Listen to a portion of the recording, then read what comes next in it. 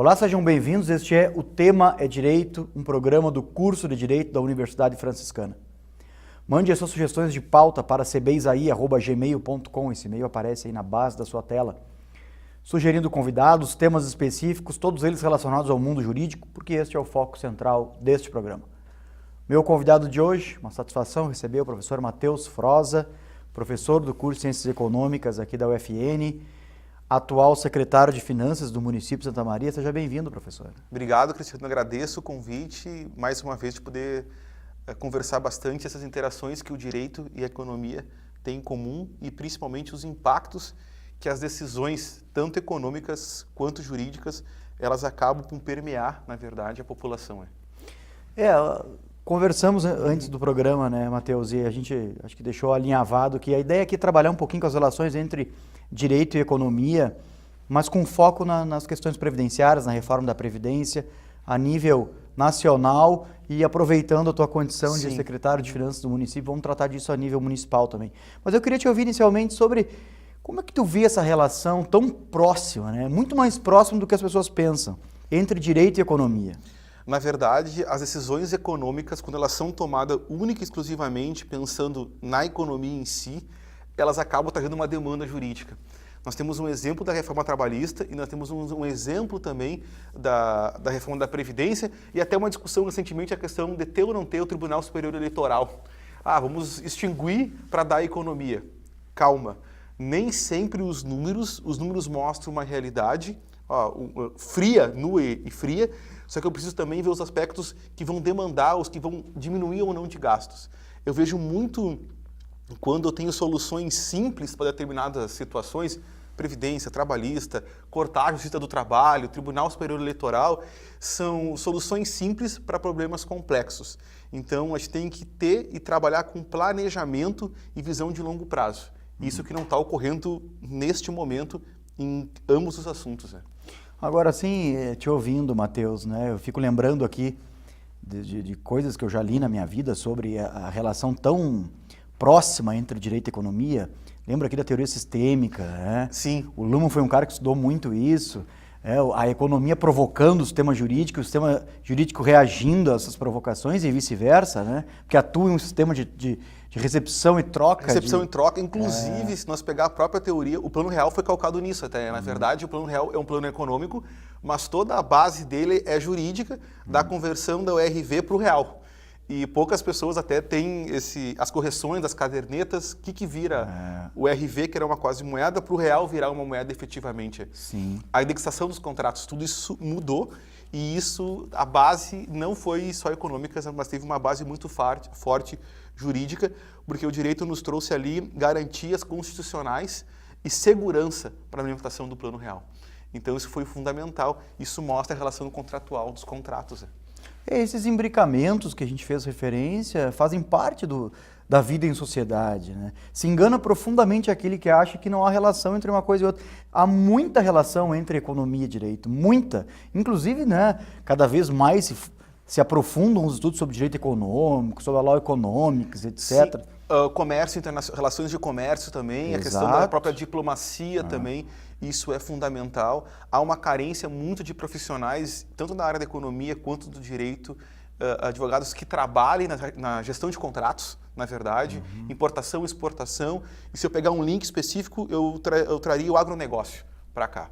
Trabalhar com exportação e exportação para dar segurança jurídica deste processo. Então, tem um campo vasto ainda para crescer e o agro que me surge agora seria uma área que começa lá desde o Estatuto da Terra até agora, então evoluiu muito, principalmente em termos de tecnologia também, e a carência, de certo modo, até de profissionais nesse sentido. O próprio Estado se organiza por essa perspectiva, né? Por esse imbricamento. Se a gente for analisar, por exemplo, a obsessão do sistema pelos números de decisões proferidas, né? Os juízes, inclusive, alguns deles são congratulados por esses números, né? Vejam que há uma preponderância da quantidade aí pela qualidade. Esse é um outro enfoque, mas que tem a ver com o que a gente está falando. É produtividade, qualidade. Exato. Quando eu vejo na verdade, eu vejo com espanto até. Aquele juiz X Vamos pegar melhor, um agente público, vamos personificar. Um agente público que multou, bateu o recorde de cobrança de multas. Exato. Não, mas nós temos que ver de que forma isso foi feito e a qualidade que isso foi feito. Não adianta eu multar 100 pessoas e 80 recorrer e ganharem. E as 20, como é que fica depois? Então é esse saldo que eu tenho que verificar muito bem. Eu não gosto muito de quantificar o trabalho, no caso do direito, a quantificação de trabalho. São coisas que tem que ver com muito, vamos dizer bem assim, com muita ressalva. Simplesmente tu vê um número ali e dizer que esse é o problema. Se o número fosse realmente a condição preponderante para o direito, o Supremo Tribunal Federal tinha o triplo, talvez, de juízes e não ia aumentar a efetividade. Exato. Muito provavelmente não ia aumentar a efetividade. Então, nós temos que ter uma certa prudência ao fazer esse tipo de análise. Como até há pouco tempo teve discussões, vamos extinguir a justiça do trabalho, porque vai gerar uma economia. Não, acho que não é por aí que eu tenho que fazer a economia. A economia se faz de outra forma, não diminuindo serviço público, comarcas, diga-se de passagem. Não, acho que a discussão é um pouco mais abrangente, assim. O legal desse programa é essa oportunidade que a gente tem aqui de realizar esses cortes, né? Esses cortes transversais ou multitransversais. E aqui a gente está fazendo justamente isso, né? Pensando direito, economia e direito. Agora me surgiu também a recuperação judicial, é outra área vasta que o direito atua e que tanto o perito econômico ou o contador atua conjuntamente também. Não só no cálculo, mas também na viabilidade, no projeto de viabilidade que posteriormente vai ser ratificado. Então, é outra área que tem bastante expansão. Eu iniciei no ramo da consultoria, quando eu fiz consultoria há muito tempo, que foram atores do direito, advogados, que me levaram para trabalhar dentro com eles, na verdade, para diminuir, vamos dizer bem assim, os problemas que viriam ter em relação ao jurídico, assim, com o planejamento financeiro. O nosso telespectador que liga a televisão agora se espanta um pouquinho, ou pode estar espantado com essa relação de direito e economia que a gente está fazendo, mas isso é, por vezes, condição de possibilidade para que as coisas realmente aconteçam. Nós elegemos como ponto específico dessa conversa a reforma da Previdência, não é, Matheus? Com certeza. Que casualmente foi entregue pelo governo aos trâmites legais de aprovação por economistas, pensada por economistas. O que tem a dizer sobre isso inicialmente? Na verdade, quando a primeira reforma que ela foi colocada, lembrando que os militares, o prazo, ele ainda até a segunda quinzena de março, para os militares se encaixarem nesse processo que ele ainda está capenga. O que eu vi? Num primeiro momento, um leigo no direito viu o quê? Que eu estou tirando o recurso do FGTS para quem já é aposentado e volta a trabalhar. Isso, de certo modo, me soa muito mal, acho que isso nem vai aprovar, porque isso pode trazer, num curto prazo, demanda jurídica em relação a isso, e também a possibilidade das pessoas se aposentarem com menos de um salário mínimo. Isso também eu vejo com muita ressalva, acho que dificilmente vão aprovar pelas próprias demandas judiciais que isso pode vir a acarretar. Então, eu estou trabalhando, se isso posteriormente foi aprovado, eu vou trazer uma economia, entre aspas. Eu não sei a quantidade de ações judiciais o qual eu vou demandar em função deste detalhe. Isso nós temos que rever. Então, outras coisas que ficou em aberto, fora esses dois pontos. Trabalhador rural também. Eu acho que é outro ponto também que não vai aprovar, da forma como está. Para o trabalho do campo para a cidade também há diferenciais, daí entra tanto o direito previdenciário quanto o direito do trabalho. Então, também pode criar uma demanda assim. Não está fechada essa reforma da Previdência, mas da forma como ela foi proposta, nesse estado, eu acho que de 4 a 5 vetos vai ter e vai remodelar, inclusive na idade de 62 anos para a mulher e 30 anos de contribuição. As justificativas da reforma giram em torno do desafogo das contas públicas, né? E Sim, mas não da diminuição do investimento. Pelo menos a justificativa é essa. Mas não vai ser de uma hora para outra. Isso eu vou chegar a essa economia de trilhão, que não estão falando, num prazo de 10 anos. E só que nós estamos na expectativa que, vamos supor que esse governo acabe e outro governo venha a ser eleito em 2022, ele pode novamente mudar as regras do jogo. E um futuro governo mudar novamente as regras do jogo, como já ocorreu. Isso não é uma novidade para nós. A gente já mudou as regras com o jogo jogado várias vezes. E interesses não econômicos e não jurídicos, mas sim políticos. Geralmente as pessoas associam o fato das reformas estarem vinculadas ao ter que trabalhar mais, ao aumento da expectativa de vida das pessoas. Tu concorda com isso ou isso é usado como um argumento totalmente ilusório? Eu vou dizer assim, os dados mostram o quê? Que a expectativa de vida aumentou. Hoje a gente vive muito mais em relação à década de 80, a minha expectativa de vida era em 62 anos. Hoje eu chego no país inteiro a 73, então isso aumentou, 11 anos a expectativa de vida. A taxa de fecundidade também diminuiu. Onde a média era 2,1 filhos, eu estou chegando a 1,3. Obviamente, eu tenho uma quantidade de pessoas idosas para poucos contribuindo. Ok, isso é um fato. Só que nós temos que atentar também para a produtividade do trabalhador. E eu não estou falando, no meu caso, no caso do professor Cristiano, de vários profissionais liberais. Nós temos que levar em relação à produtividade daquela pessoa, vou dar aqui um exemplo, daquele pintor que está pintando a 40 graus na estrada, que eu estou fazendo um reparo na estrada. Será que essa pessoa vai conseguir manter a mesma produtividade com 60 anos, com 65 anos? Essa pergunta tem que ser feita, porque isso vai trazer impactos no PIB, Produto Interno Bruto. Vai, porque você é um país de idosos e eu quero saber o quanto a produtividade ela vai evoluir em relação a isso. E o detalhe mais importante, que eu comento muito na aula, eu instigo muito os alunos, eu preciso ter 35 anos de contribuição para o homem e 30 para a mulher. E neste período eu não posso ser demitido, correto? Eu tenho que ser constante. Sim. Da mesma forma que eu aumentando a expectativa que eu vou ter que ficar até os 65, 70 anos, isso me diz o quê? Como servidor público, a tendência de cada vez mais ir se extinguindo os concursos públicos. Não é extinguindo, eles ir diminuindo drasticamente. Porque hoje no serviço público eu me aposento com 55, com 60 anos, abre uma vaga, automaticamente eu tenho um concurso. Agora eu tendo que ir até os 65, 70, 75 anos, vai demorar para abrir essas vagas. Tem muito que a gente enfrentar nesse tema, né? Esse é um tema super importante. Precisamos fazer um intervalo, coisa rápida, de 30 segundos, a gente já retorna, pode ser, Com Matheus? certeza. Então, por gentileza, não saia daí, como disse, é super rápido, 30 segundos.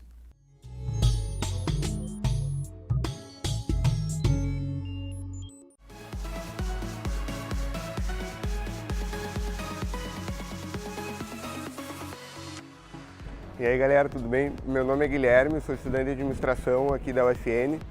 No semestre anterior eu tive a oportunidade de ir fazer intercâmbio em Portugal, na Universidade da UTAD, onde lá eu cursei o curso de gestão e foi uma experiência fantástica. Tive a oportunidade de conhecer 6 países, conhecer muita gente nova, trocar conhecimento, conhecer novas culturas. Foi uma experiência que me ampliou minha visão como de vida, de ser humano, de relacionamentos, de cidade, de tudo. E eu recomendo muito vocês irem, porque sempre tem coisas a agregar e é uma experiência que só indo para tu ter e para te evoluir com isso, para mim foi a melhor experiência que eu já tive durante o meu tempo de acadêmico. Eu recomendo que vocês procurem o setor de cooperação da UFN e façam um intercâmbio, porque vale muito a pena.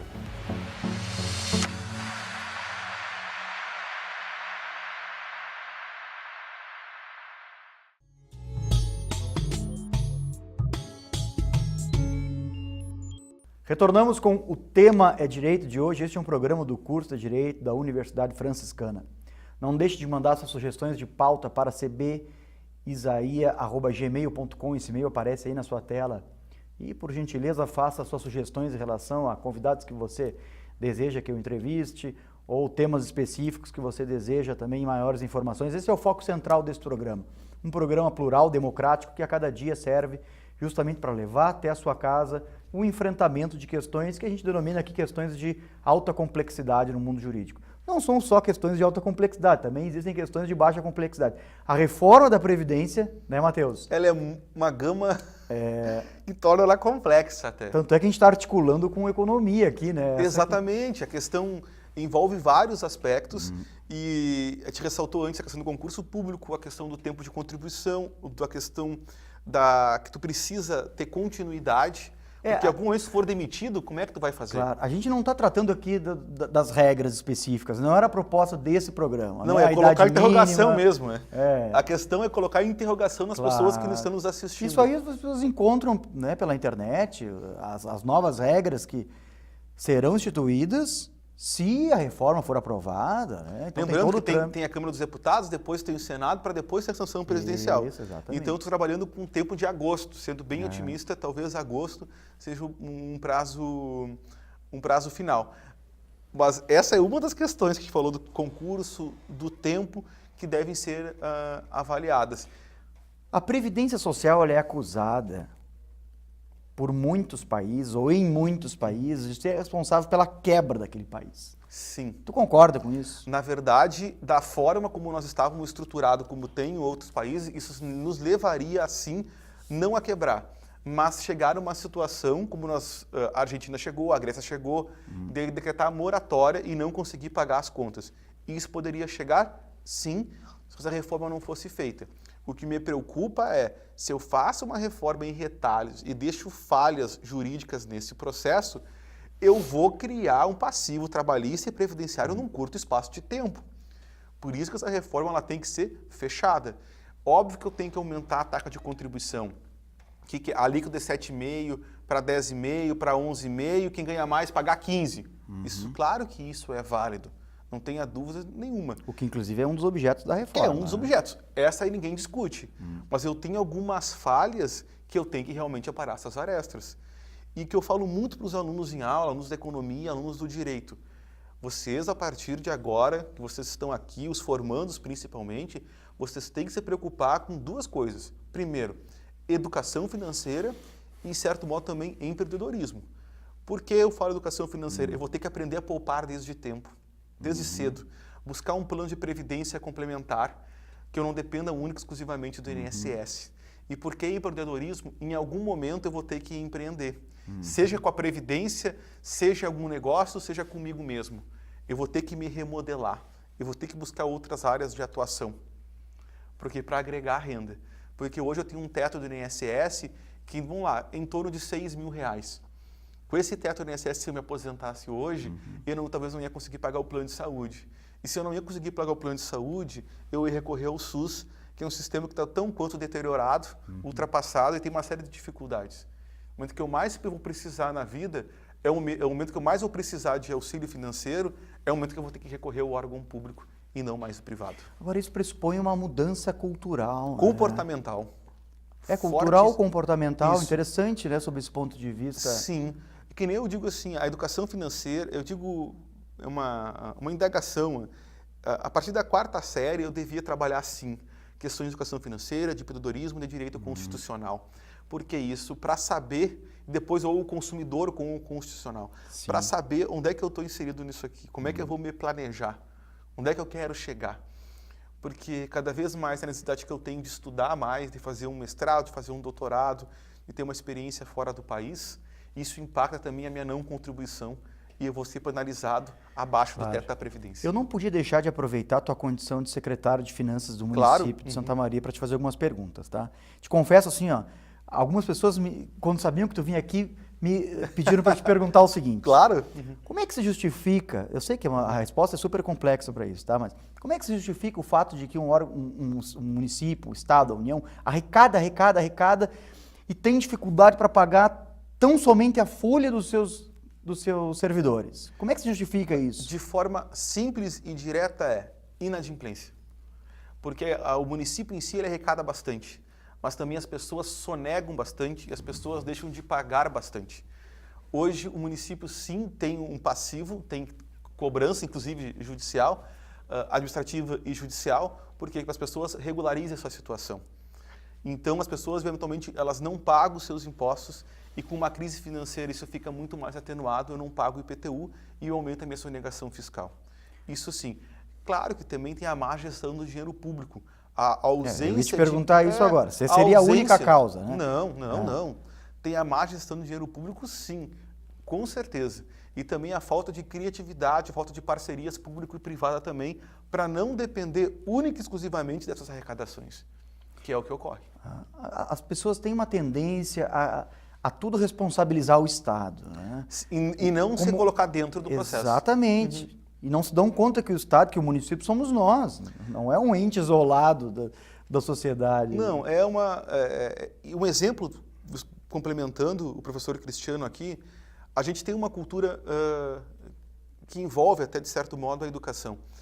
Quando a gente, um caso específico, vamos supor que todas as salas de aula tenham professor hoje em dia, que todo mundo tenha atendimento médico. São duas partes primordiais de uma gestão. Sim. Mas se a minha rua não tiver asfaltada, as pessoas vão querer asfalto e não médico e professor.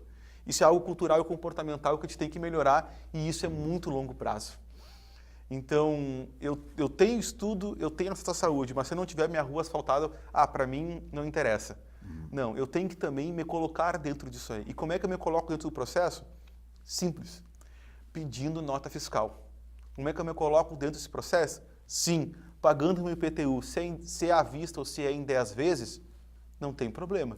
Ele está entrando. Agora, te ouvindo aqui, como a gente ainda tem uma deficiência imensa de reconhecer a autoridade, de reconhecer a vida em comunidade, de reconhecer a importância de uma vida em comunidade, né? Que dificuldade que o ser humano tem disso. Para mim é muito tranquilo, o professor Cristiano também deve ser muito tranquilo, nós advogarmos que as pessoas têm que tirar nota fiscal, porque nós pagamos imposto de renda na fonte, exemplo.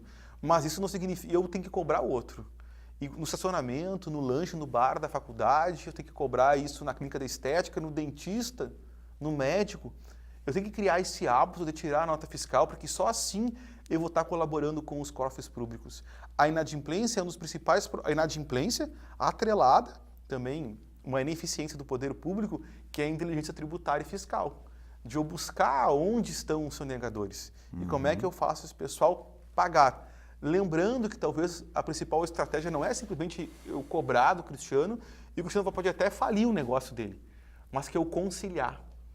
Trazer essa ideia que o direito tem, isso é uma ideia que eu advogo, e nós estamos aos poucos tentando colocar, e até em parceria com a Receita Federal, a Receita Estadual. O direito nos ensinou muito isso. Eu não tenho que chegar simplesmente e multar o estabelecimento do Cristiano. Não, eu tenho que conciliar com ele. Eu tenho que mostrar onde é que estão os erros e dar um prazo para ele se readequar. Porque se eu chegar simplesmente e multar, tu vai fechar o teu estabelecimento. Sim. E tem empregos sendo gerados ali. Então eu tenho que fazer uma conciliação para que ele possa colocar a casa em ordem e posteriormente fazer uma fiscalização. Eu tenho que alertar primeiro. Se eu simplesmente chegar e multar, eu vou estar fechando estabelecimentos privados, deixando de gerar emprego. Agora, na perspectiva do secretário de Finanças, do professor de Ciências Econômicas aqui da UFN, quais são os desafios da gestão pública, na tua ideia? O desafio da gestão pública, o principal é agilidade e a burocracia. Porque ainda tem muito papel na gestão pública. Tem muito papel? Tem. E quando eu falo em agilidade, agilizar o processo, tornar ele, o meu maior desafio é tornar ele praticamente todo ele online. Que as pessoas tenham sim um aplicativo e eu consiga ter as informações acessíveis através dele. Isso é um grande desafio. Ter a transparência cada vez mais. Hoje eu trabalho com a transparência em D2, que é D2, é 2 dias para tudo que eu faço hoje, daqui a 2 dias está no portal da transparência. É transformar isso em D1. Para o próximo dia, tudo isso já está disponível. Sim. Isso é um desafio.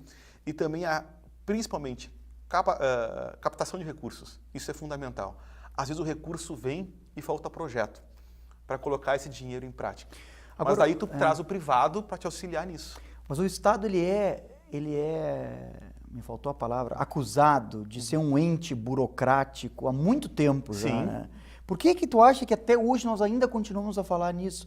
Por falta de investimento, por falta de capacitação pessoal? Não, até pelo próprio a questão, funcionários capacitados existem. Isso tu pode ter certeza que existem. Mas talvez seja o mesmo caso das universidades. Eu assemelho bastante isso, professor Cristiano. Eu tenho excelentes profissionais, tenho excelentes mentes, mas eu não tenho o instrumento. Eu não tenho o computador melhor, eu não tenho o sistema melhor, eu não tenho a estrutura melhor. Sim. Eu não consigo fazer ideias sozinhas, eu estou sempre pregando no deserto. Claro. Eu preciso de ter uma união maior para buscar esses recursos e para implementar. Eu assemelho bastante as universidades. Não adianta eu ter 2 professores, 2 mentes brilhantes, se eu não tiver um corpo docente altamente qualificado para todo mundo converger em conjunto.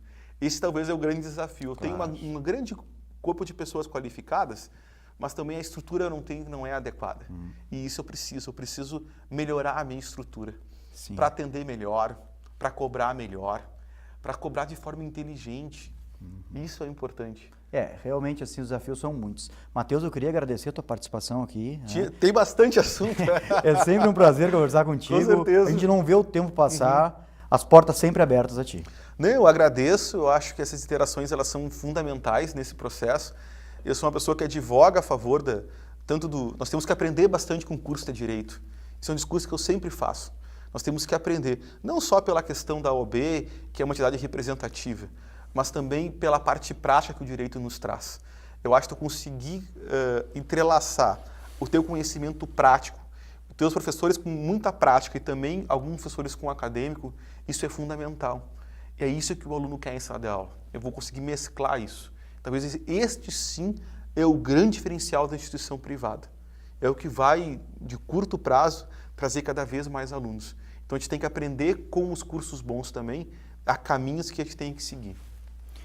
Agradecemos a você também pela audiência e fique ligado nos próximos programas da TV da Universidade Franciscana. Até a próxima.